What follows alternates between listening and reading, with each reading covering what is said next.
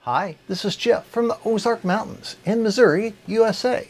Well, today we've got this neat little Epson PX-8 Geneva.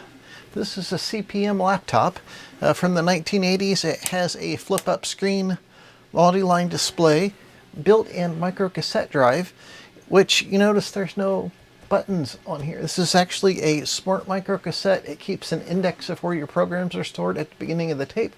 You say load program name and it finds it and loads it. Rewinds back to the beginning of the tape. Kind of neat. This one is also a bit special because it's pregnant, or it's got junk in the trunk. This is an expansion unit, which looks like it has a modem in it. It has its own battery pack, which I think is leaking a little bit. And it screws on the bottom of the machine, or it should, but this one doesn't, and it's missing the cable to interconnect the two. I actually repaired one of these machines a few years ago, and I didn't do a video. I don't know why. I looked and I had a few pictures of how I set things up inside. I didn't make a capacitor map, which tells me the capacitors in these are not a problem. The one thing that is a problem on the inside is this memory backup battery. I did have an extra one of those because I bought a PX-8 for myself, which I haven't got around to fixing yet. Yep, it's like the cobbler has holes in his shoes. And there is also a subsea battery pack that powers the whole thing, which I'll probably have to build. I don't know if there's one in there or not, or if it's any good. And I think there's some AA batteries in that expansion unit. But first things first, we'll take a look at the main unit, get it cleaned up, get the memory battery replaced, put a new belt on that microcassette. I should have one of those.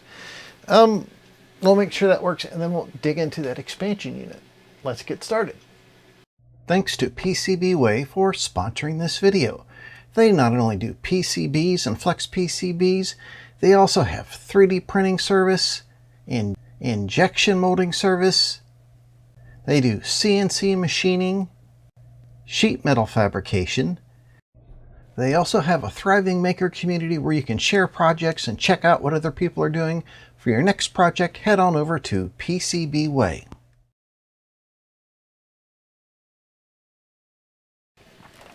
Let's get this expansion unit set to the side. And I'll take a look at this guy. As I recall, this came apart kind of funny. And get this here where you can see it. You've got to take this little cover off. And then this thing comes off somehow. Where'd that screw go? There it is. Like that. And then there is this really high-tech bracket in here, a paper clip with a flat end. And this is where the LCD plugs into the board. So we'll get a poking device, plastic spudger, disconnect the connector there, and slide that out. I got a big kick out of that super high-tech fastener they use for that, but you know what? That's a sign of a good engineer. Don't overcomplicate things. There's a bit of corrosion on this bracket, which is a sign that the battery in here was corroding. This is the power switch, and it's got a little tiny spring in there. Oops, sorry, banging the camera. It's got a little tiny spring in there, and it's kind of loose. Yeah, there we go. I'm going to go ahead and lift that off there before it goes flying. I had a picture of this with it off, I guess, to remind me of that. Which is always nice to have a little camera sitting beside your workbench. So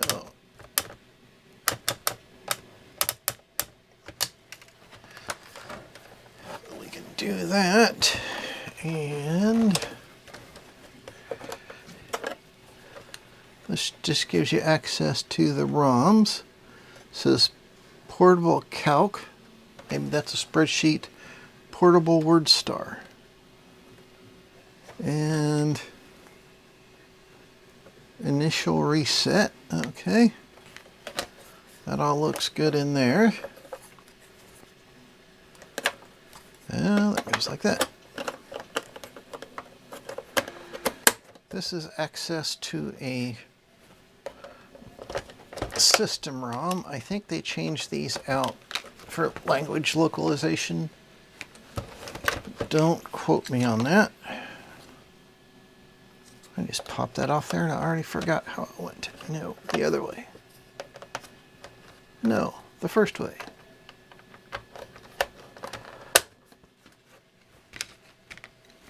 There we go. Now this is the battery compartment. We'll see if this still has the original NiCad battery in there.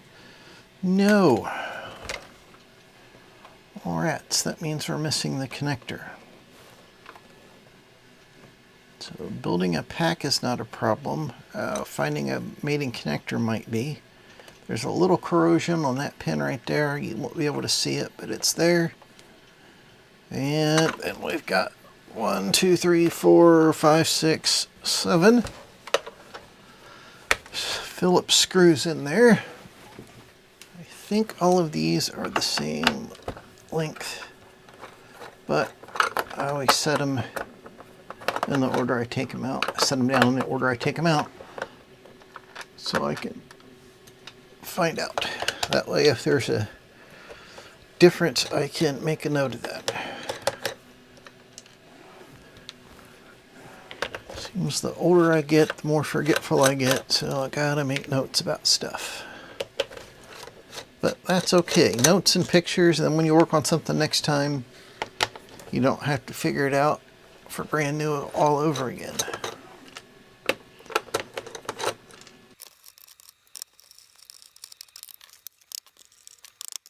Well, it wants to be difficult, but all of them are the same size.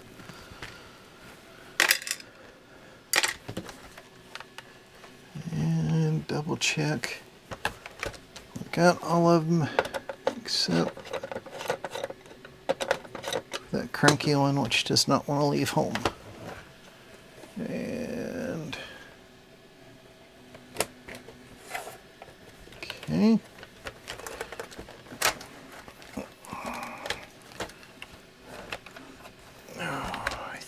Yeah.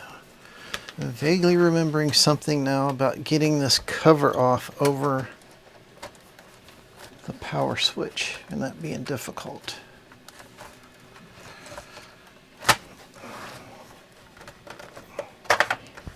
It's got a pull-out handle there. There, yep. You see the switch protrudes right there, and that has to go in to that slot. See if you got to kind of tip and push it this way. Oh, there went the handle.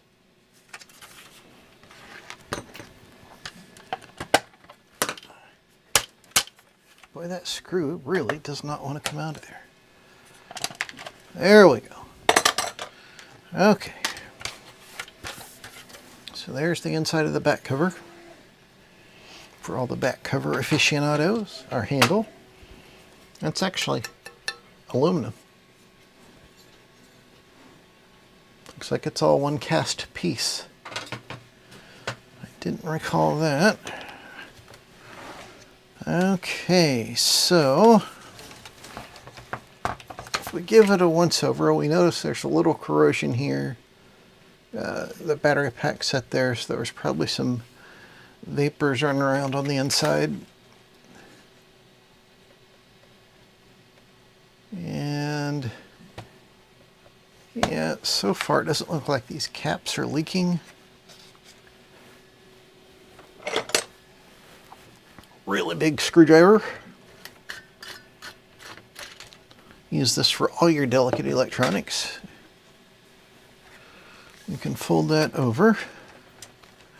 We've got our microcassette mechanism here. And this is the same basic mechanism as the HX20, as a convergent work slate, etc. Even the ones with mechanical buttons are very similar. It plugs in here. It's got a few screws, and it's got a belt or two. This one, I think, I don't remember if this has a mechanical counter or an electronic counter. So it may only have the one belt. We'll have to check this area around the battery really good for corrosion. So I'll give the board a good once over and look for corrosion around the caps. But at a cursory glance, these don't look bad.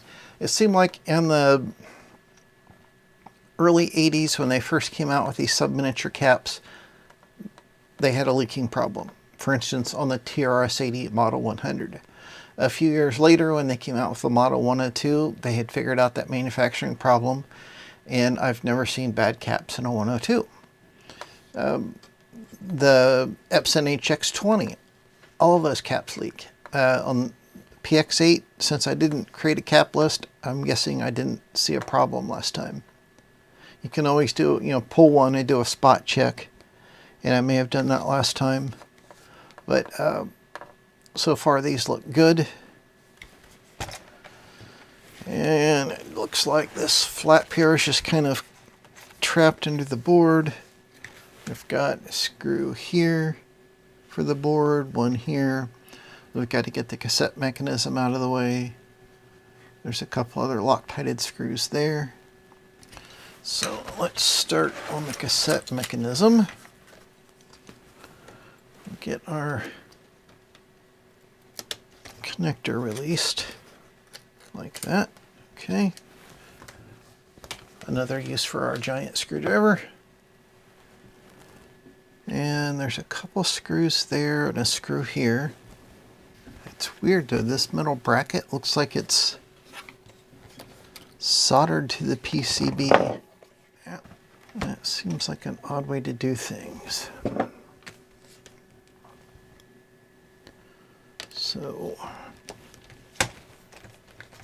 oh, for goodness gracious, there we go. Okay. Okay, good. This bracket is different from the bracket on the cassette mechanism. It kind of looked like it was one and the same there for a minute. And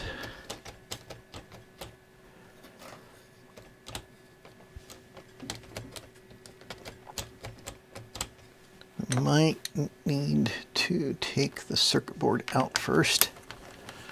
Maybe if we take the circuit board out, this will give this more room to come out.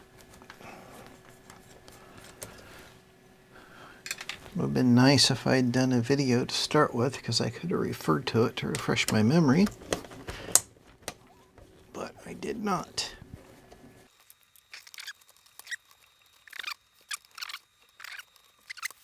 Connector for the charging port here. That was hiding another screw, which is,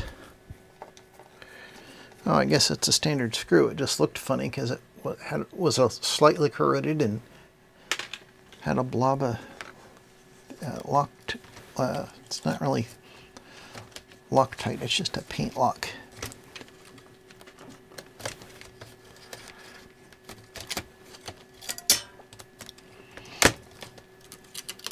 Okay, there we got the board out. And that made it easy to take the cassette out.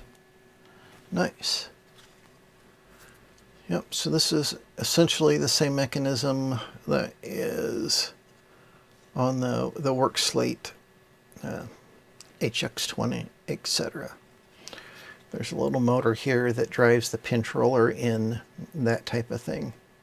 Pinch roller, the head. Get the tape out that's in there. This is Wall Street Week 1. Wall Street 2. Ooh. And that looks fairly clean in there. Nobody's manhandled it. Nobody's been dinking with the head azimuth adjustment or bent the switch here. And there's no mechanical counter, so we just have the one built. So there's 3 screws there to get to it. And yep, just looks like the one. Okay. And otherwise, it looks good. No need to pull the keyboard out unless we have problems with it when we're testing. Same with the LCD.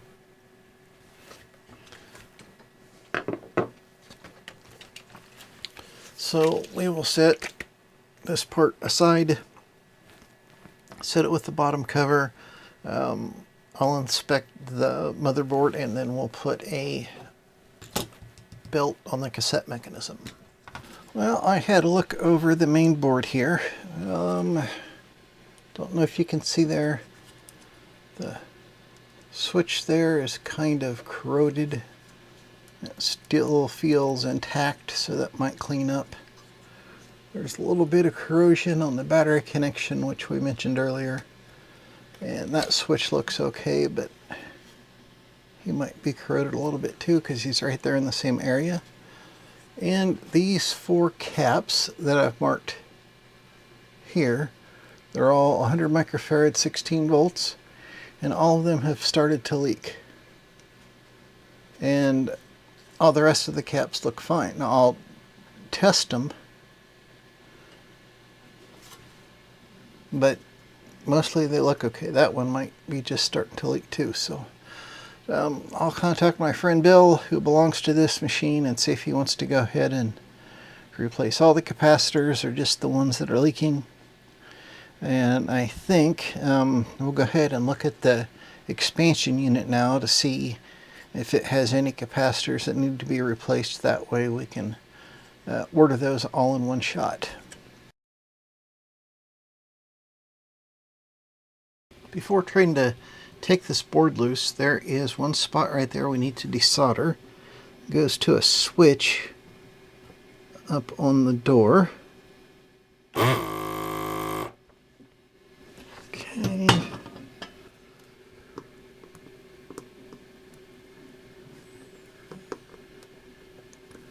Okay, that's loose.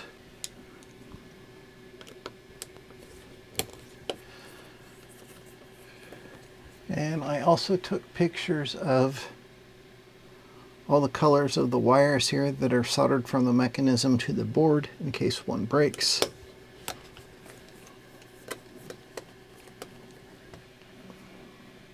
Or in case we have to desolder some to get the board out of the way. Nope, I just spotted another one over here. So all of them are kind of tucked in between there. I have this old cheap Canon point and shoot that I like keeping by the bench because the macro works really, really good.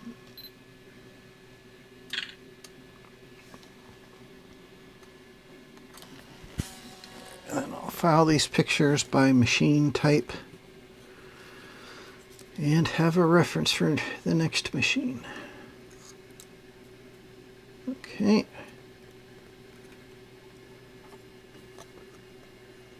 And you could just about get the board off there enough. This has tantalum caps, so nothing to leak. It's got one of the sensors mounted there. This is a resolver here, which we have to remove. I think what I'm going to do is take these 4 wires off so we can set the board over that way.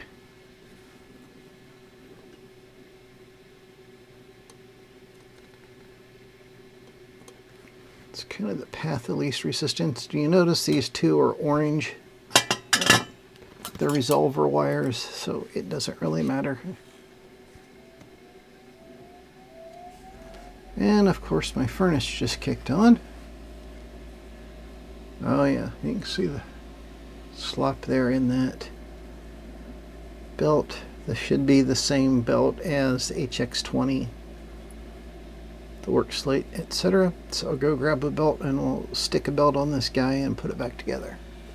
Okay, I do have a belt. It's slightly shorter than the one for the HX20. And I got out my JIS screwdriver set for this. That was this set here. There's a link in the description to them. A friend of mine suggested these, and they do seem to fit a lot better on these screws. The JIS is Japanese Industrial Standard, and it's just a slightly different head that doesn't cam out like regular Phillips does. Same idea as PosiDrive, which HP was fond of using. So Phillips isn't as simple as being Phillips. It could be Phillips or PosiDrive or JIS. Got to take the resolver off of there. And it has two little brass spacers under it, which I'm just going to kind of slide back in the general area they go. Luckily, this belt has not turned to goo. It didn't leave anything in the groove there. So we got our new belt.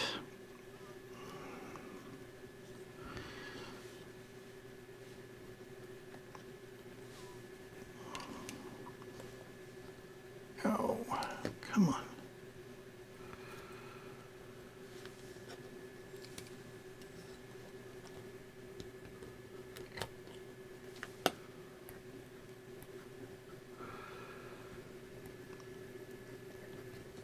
And just rotate that around until you see the twist come out of the belt.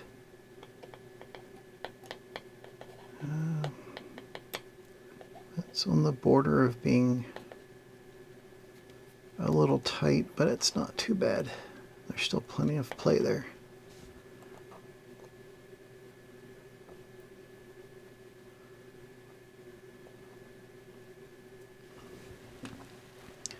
Okay, so now we can put our resolver cap back on here.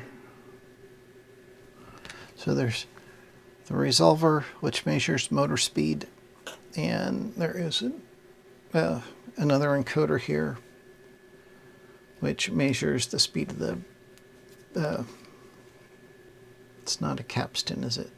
Anyhow, the part that drives the tape around, it goes up through the cassette. My mind is blanking out on that.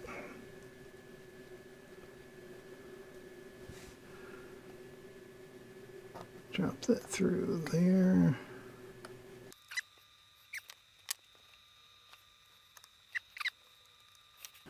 Okay. Now here's that switch we desoldered before. It's got two plastic pegs just for positioning on either side and the metal contact in the middle. And we need to poke that up through the board right there.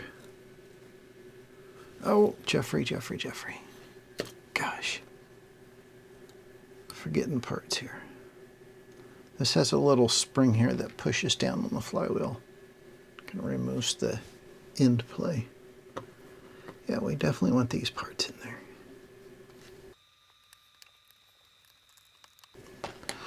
Okay, let's try that again. Poke that down on there.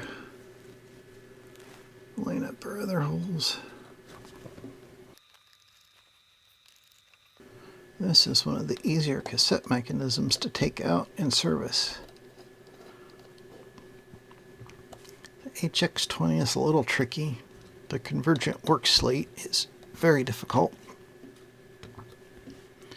And we need to solder that guy. Don't forget that. It'll make you unhappy.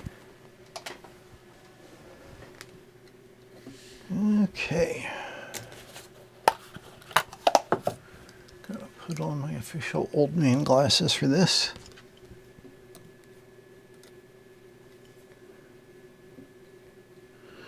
And it goes goes red, black, orange, and orange. And the orange wires are not polarized, so it don't matter which one you put it in.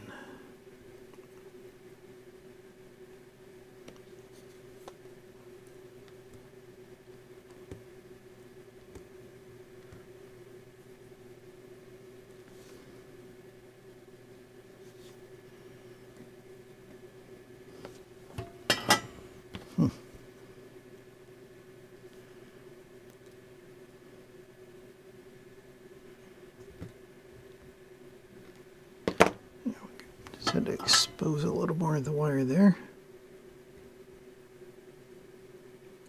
That one's being difficult.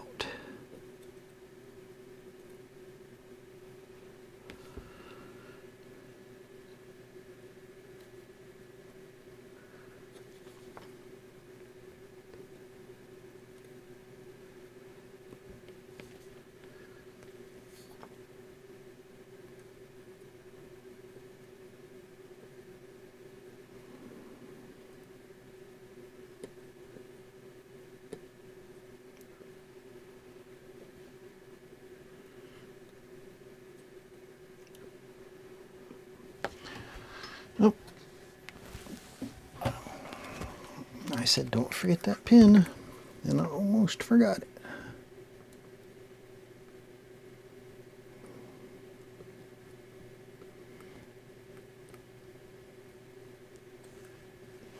There we go. Okay, I got our board all soldered back together. I just need to carefully tuck the wires in there like that. Make sure that's not getting in anything that's rotating. Same with these sets of wires. Put them back in there kind of like they had them before. Keep them out the way. Kind of like that. Okay. Now the only other thing we need to do for this cassette is clean the head with some alcohol, clean this little rubber roller here, the pinch roller, with some Formula 409, something like that, a mild cleaner. Make sure the inside's nice and clean. And then it's ready to go. We can wait and pop it back in once we get the board recapped.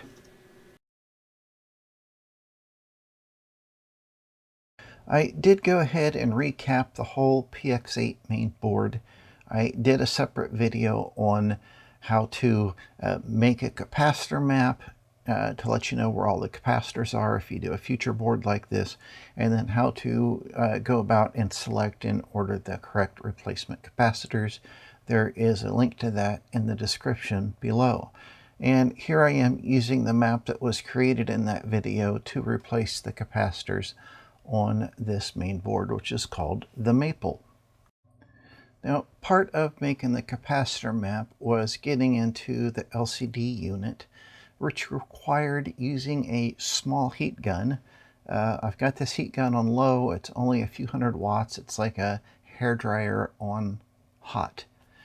That heats up the glue on this trim panel, and then I was able to peel that up and get into the LCD, measure the capacitors, and that type of thing. It's all in the other video, again, linked below. And now we'll pick that up where I am installing the capacitors in that LCD.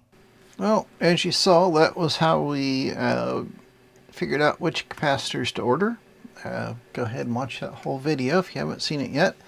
I think we'll start out with the easiest thing first and get what we can put back together. Got this LCD unit here. Gonna get it popped back apart. Don't want to flop around that FFC too much.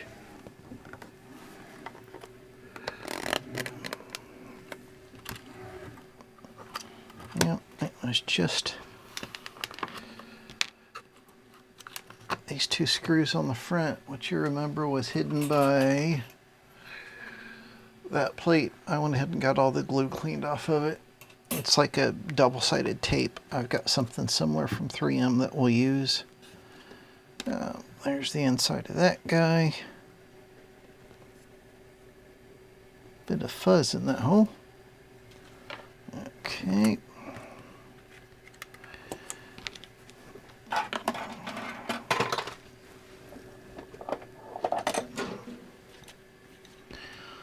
Two, three, four screws.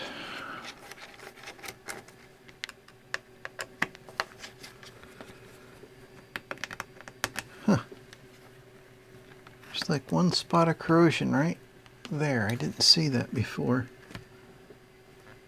It's rather odd because it's not really around anything. I think that warrants getting out the old man glasses to have a closer look.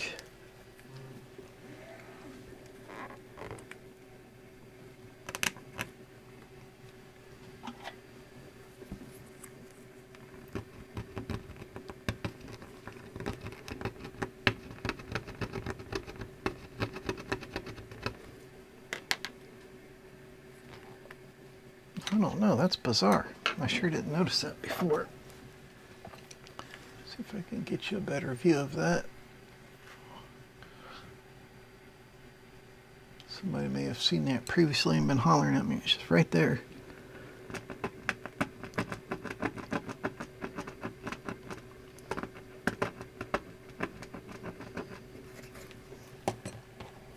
Let me get a little alcohol on that now.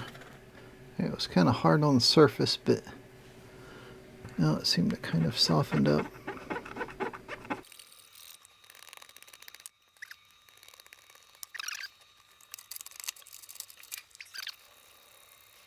This may be nothing but a glob of glue or something that got on there during assembly. Yep, that's what it looks like.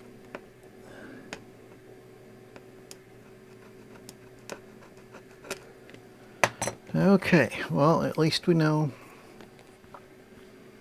we can put some sealant over that and know it's not going to be a problem now.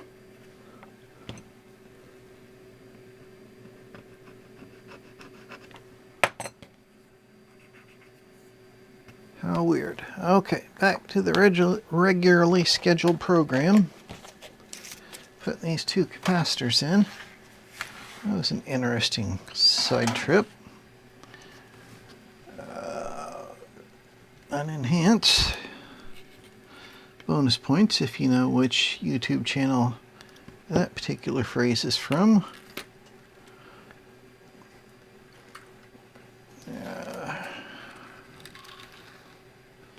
The seal here looks okay.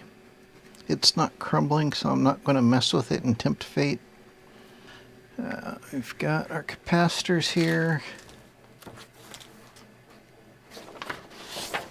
See, I've got the handy dandy map that tells me the negatives are at the top, and that's what it shows here on the board. Sometimes when you have a computer where the silk screen's been eaten up by corrosion, having that on the capacitor map is a savior. You might be able to hear the 3D printer going there in the background. Got some CE158X enclosures printing.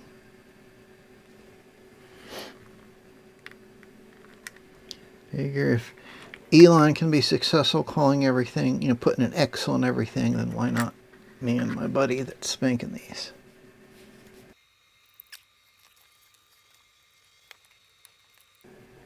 Just tacking one leg and then pushing the capacitor flat from the other side.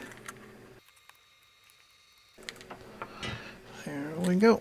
We got us some capacitors soldered in there. Good for another 40 years. Clean up the flux there. Got a little cut on my finger there. I got some alcohol in it, which was exciting. Okay. Now, before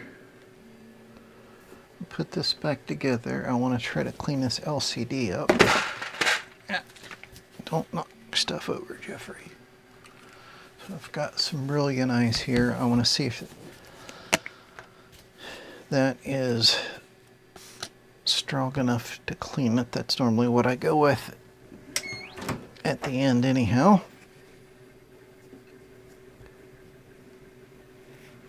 Yeah, I was looking up the MSDS sheet on that, on the brilliant eyes, after somebody had mentioned another brand they had tried, and I looked up the MSDS on that. I'm like, wow, that stuff's, 97, 98% water. So you got a few percent other stuff in it, which was unspecified. And then, I looked up that on Brilliant Eyes, and well, it was the same way. And I've used Brilliant Eyes for decades. Oh no, that foam was just crumbling. I got the haze off the LCD, but that foam is crumbling. Great. Okay, that is about maybe 1 millimeter thick. Okay, maybe that won't be too difficult to get off of there. Not as bad as is NEC. So I'll scrape this stuff off of here and clean it up. And when I get it cleaned up, I'll bring you back so we can see putting foam on. Okay, I've got some 1 millimeter self-adhesive foam here. I cut it off of this roll, which I got from Amazon. Look in the description. I have a list of this sort of stuff I've used. I forget what I bought this for. I think it was a pocket computer of all things a couple of years ago. And I could only find that big roll, and I really didn't want to buy that much because I didn't really need that much. And it has come in handy many times for different vintage computer gear. So it might take me 10 years to use it, but I think I will. Okay, that one I cut a little long.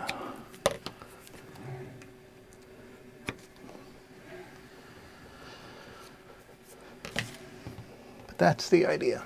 You stick the foam on there, put the pieces on the side, then we can pop it back together. Okay, got the foam on there. And I cleaned the face of the LCD and the inside of the glass, or plastic I guess it is. That front plastic has a sort of anti-glare coating on it. So I wanted to be real careful what I cleaned it with, because I don't know if that's something that's sprayed on or if it's something that's etched into the plastic, that type of thing. Now I need to get out my circuit board sealer stuff and seal that up.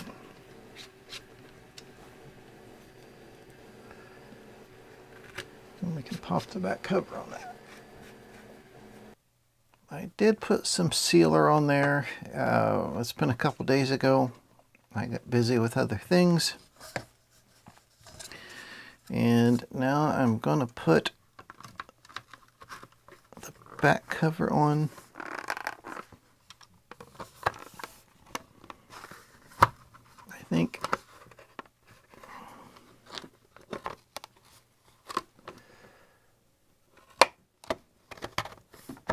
okay, just gotta put the top edge in first. And I'll put the 2 screws in here. These are a flathead, they're kind of different than everything else. Anyhow, I'll put these 2 screws in. Oh, doggone it, look at that. There's a speck on the inside. I should have checked that. Okay, anyhow, I'm going to get that speck out of there. Then I'm going to put these 2 screws in here. And I will leave this off. I guess it goes that away. I'll leave that off till we make sure everything works, and then we'll stick that back on there. Now it is battery time. I made a new main battery pack. It's 4 sub-C cells. The cells I had were tabbed, so I soldered them together, and it wouldn't fit. So I removed the tabs that were on the cells, spot welded it together, and had to put the tabs for the leads on in a certain way on the end to get it to fit. It is that tight. It's kind of silly. The battery connector that was on the board was rather corroded, and I found a bag of leads, pre-terminated leads with matching connectors. It's not exactly the same as the original. It's about the same size, the same lead pitch and everything. A lot of these old computers, things like that, they use a similar connector, and it's always a pain trying to find something that'll kind of sort of work, because a lot of these old connectors aren't made anymore. So if, I bought like 25 pre-terminated leads and matching connectors, then I can just change out the whole thing, because this was so corroded because the corrosion wicks down the battery leads into this connector. It was difficult getting this out. It corroded a little bit on the board underneath there. So I cleaned the corrosion off there, sealed it, and I'll solder that on there. I took some deoxit and put on the reset switch, this connector, and the memory battery switch. This is the memory battery, and you can see there it has wires spot welded to it. There are 4, you might just be able to see it there. These are like 4 sub N cells or something like that. It's an odd size. And I can buy this already. It's a Powerizer, assembled in USA. I could buy this cheaper than I can buy the cells and build them, because I don't need a lot of these cells. But it comes with these tabs, which is kind of normal. So I soldered some resistor leads on there, folded over the top. That'll go like that. And rather than rely on the wires to hold that in place, I'll put some hot glue under there just to hold the battery in place, a little extra assurance. Then we'll have the battery situation taken care of. And we should be able to start reassembling the computer. Well, I guess the first thing we'll do is put on the male connector for the battery. It goes here. And what we want to do is make sure we get the positive and negative on the correct side. Maybe I can get you zoomed in there a little more on that. Okay, so I looked in the service manual and I found the pinout for the battery connector and the AC adapter input, which is these 2 connectors. And the ground was there and there, so I was able to ohm from there to there and confirm that's the ground, and from there to the negative side of the memory battery and confirm that is also the ground. So if we take our battery pack like this, it plugs into the connector like that, which means we need that connector to go on there like that. So, if you wanted the open part of the connector, just like the original, you could swap the leads around in here, but it's a different connector. So I'm holding up on that connector with my finger.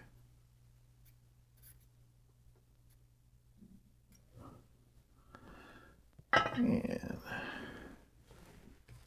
got to put on my old man glasses again because I can't see.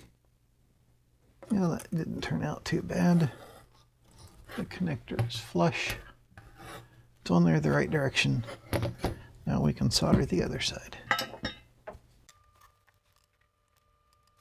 Okie dokie. Now we need to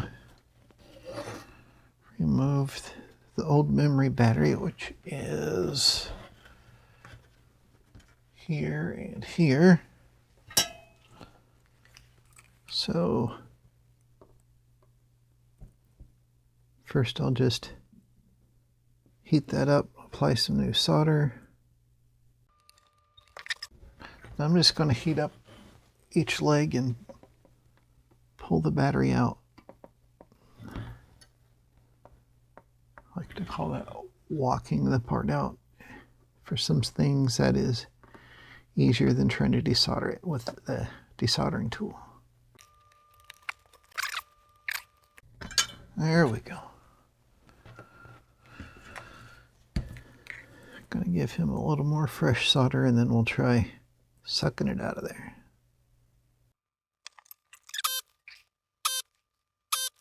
Okay. The pads and vias on this computer are teeny tiny. Yeah, there's a big ground plane on this side, which is why that was so difficult to get that lead loose. Okay, so I drew on the board here plus and minus. I marked the battery here plus and minus. We can confirm that by looking at the terminals.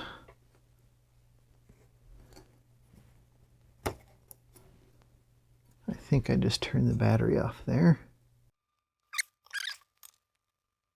And I left that on there for several seconds since it's got to heat up that big ground plane on the other side of the board.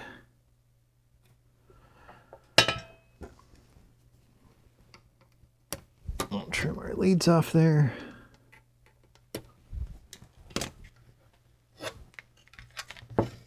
Okay, negative to negative and positive to positive. And now we'll put a little glue underneath it to keep the battery secure so the electrical leads aren't also the mechanical support. Okay, I'm going to use some E6000 glue on this. This poor tube is about spent. But I like this stuff because it sticks well. But if you need to take it off, it is possible to take it off and it'll peel off cleanly without destroying stuff. You can think of it as it's permanently temporary and it holds really well. Sometimes hot glue doesn't stick well to circuit boards and components and can come loose.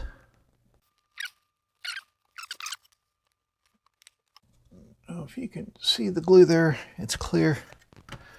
So the downside of this is you need to let it set a few hours to set up. And that's okay, it's a nice day. I'll go do something outside. And before I do that, I'm going to order some more glue. Let's see if we can get our PX-8 put back together. I've got the box I put the hardware in here and some here on this rag. This was all a little corroded from the batteries. I soaked it in some about 20% citric acid solution for maybe 10 minutes, rinsed it off with water, and sprayed it down with WD-40 in another container like this, tipped it up on edge to keep it in the WD-40. Let that sit overnight and let it sit out on this towel for a couple days. And that's got rid of all the rust and it's kind of pickled the metal so it'll protect it from rust for a long time to come. Now, a lot of times you'll wind up with something like this and have no earthly idea where it goes. Not that I've done that, but it can happen. So you just got to look around and see where it might fit. In this case, it is the actuator for the button for when the screen is down, and it goes right there. I just figured that out by there's a matching slot to this side on the other side, and it drops right down in there. And that's also where this big crazy screw went in like that. Well, I guess it's not a switch, it's just a spring-loaded thing. And I found a couple springs, and I've worked on this machine on and off for a couple of months. I don't remember exactly every part of it when it came apart, but I found two springs. This bigger one and this smaller one. And I remember on the power switch actuator, because I pointed this out in the video, that there is a little spring. So when you slide the switch, it pushes it, and that spring fits there. This spring does not fit there. So that's a pretty good indication of that this smaller spring goes with the power switch. And I think this one goes in here.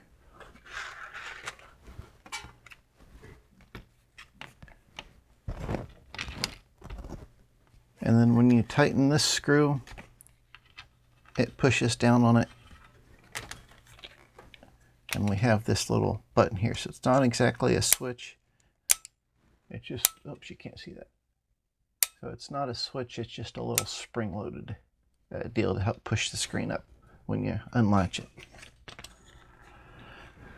So I'm sure this is in the service manual, but this is sometimes you don't have a service manual and sometimes you forget because it's been so long. Sometimes you get something somebody else took apart and you've just got to figure it out as best you can. There's a little fuzz down in there. Okay, I'm going to get that fuzz out of there and then we'll get started. Okay, the shiny surface is playing havoc with the auto exposure. And I've got the board mounted back here, or the cassette drive, and this goes in like this, and the furnace is kicking on.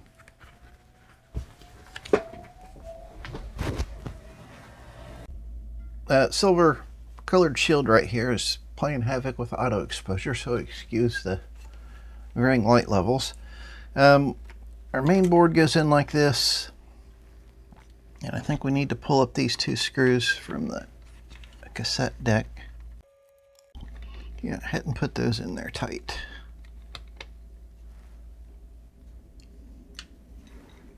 And we can take that one loose too. It looks like the cassette deck sits over a lip on that standoff. So the main board goes on top.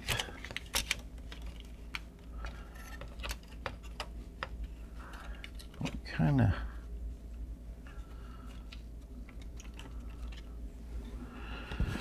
wangle that in place, get our keyboard wire out of there. Okay, I had to tip it down to get those 3 phone jacks in there like that.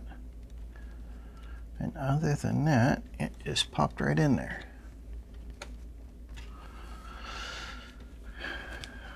Okay. So now I'm going to go through and put this back together, and I won't bother you by yapping unless there's something really interesting.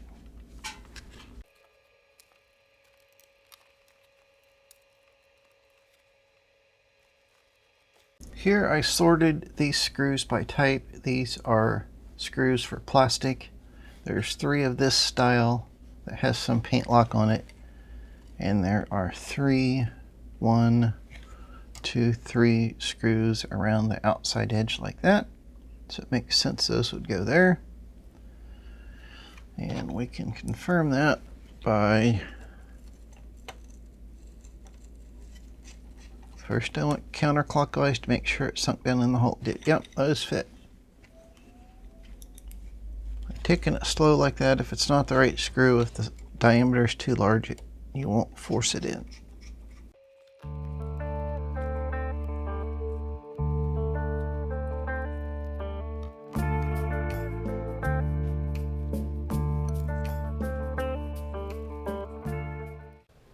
There is a serrated edge there and there, so these two things lock together.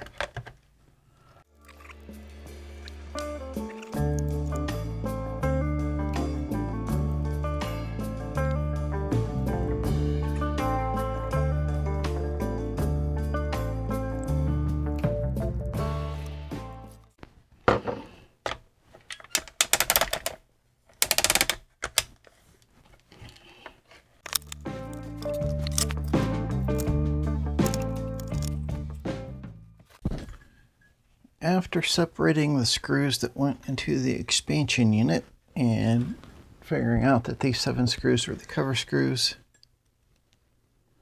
I had these 2 little plastic screws left over. They weren't the type that were in the cassette unit, so I figured they had to go on the main board, and indeed they went right here. There we go.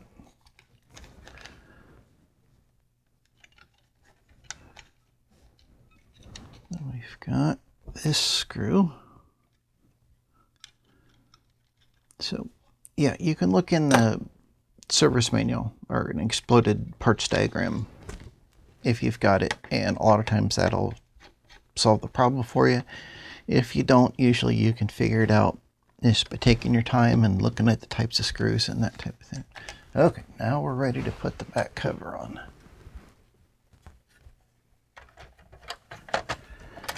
I have to make sure that switch is in the off position. And kind of sneak this side around there.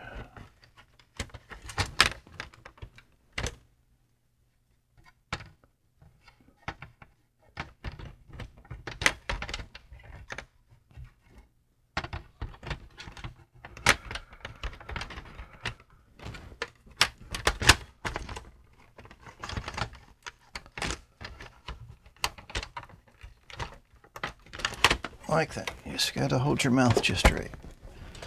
Okay, now we've got our 7 cover screws. And we can pop the battery in and see if it works. And really, I could pop the battery in and see if it works before putting these cover screws in. But I'll at least get them started so we can kind of hold the thing together. These feet were kind of a gray color and a rather thick hard rubber or plastic. I didn't have anything like that, so I took a little sandpaper and just cleaned the top of them off, and they cleaned up pretty well. And they're perfectly serviceable. You could, if you could find a replacement material like that, peel them out of there and replace them. And negative should be that way, yes. Plug him in. I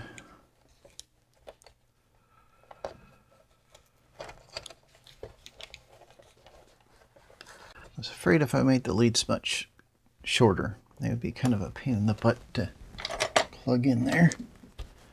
And there was enough room to wrap them around the post. Need to turn the memory switch on. There.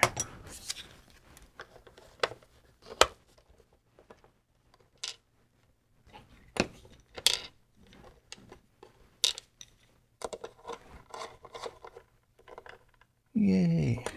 Okay, get the camera repositioned and we'll try it out.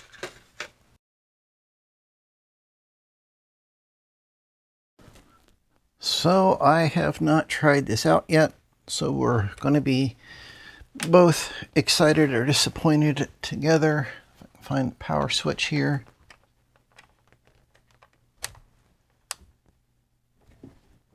And goose egg.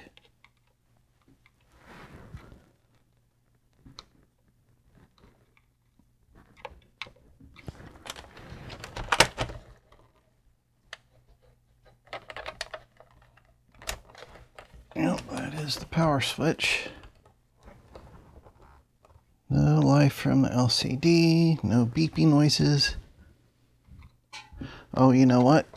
I'm going to need to charge this battery because it was really low. I noticed that when I put the pack together because I've had those cells sitting around for a couple of years.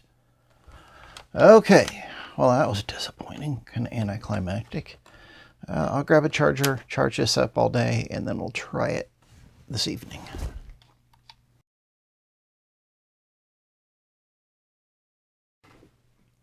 Well, as you might have guessed by the unput together nature of this PX-8, it hasn't gone exactly to plan. After letting it charge up for several hours, it did try to turn on. The LCD was dark if you turned the contrast all the way up. I found that the voltage from the backup battery was not making it to the system, and I traced that down to the little switch, which goes just here at a very high resistance. I soak that overnight in a dilute citric acid solution, and that did the trick. It's got very close to 0 ohms now, so no worries there. And I spent another few hours testing various things on the board. Start out with PCR, power clock reset. All the power rails I can test without it running are fine. It doesn't turn on the negative supply for the serial port until you're using the serial port, so I can't test that until the machine boots up, but that won't keep it from running. There are various test points on the board which are outlined in the book. All those seem fine. We have the clock going to the LCD, the clock going for keyboard scanning, things like that. This little guy has 3 separate processors in it. Here it's got a 6303, which is a sort of a microcontroller version of a Motorola 6800. It's got a Z80 here, and it's got some other Epson sort of thing here. And they all do, these two are kind of like support ICs, keyboard scanning. This one interfaces with the microcassette, etc. And the Z80 is the application processor, but everything's got to be just right or it won't start up. There is one test point listed in the manual that has to do with the OK signal being sent to this processor, and I cannot find it on this board. It's supposed to be right in here. It doesn't seem to exist on this board version. Even the manual for this thing is quite long and extensive and not the most clear manual in the world.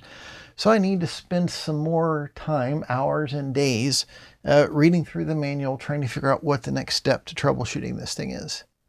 I'm encouraged because there are some signs of life. It could be something fairly simple that's stopping it from booting up. Luckily, I have another one of these, so I can try swapping some chips if that looks like it might be it, or swapping the LCD or something like that. So, we'll see in an upcoming episode. We'll do our best to get this thing working. Any questions or comments, leave them in the comment section down there below. Would love to hear from you. Thanks to everyone who helps support the Hey Birt channel through Patreon and other means. I really do appreciate it. You can find out some more information about that in the description down there below. And until next time, bye.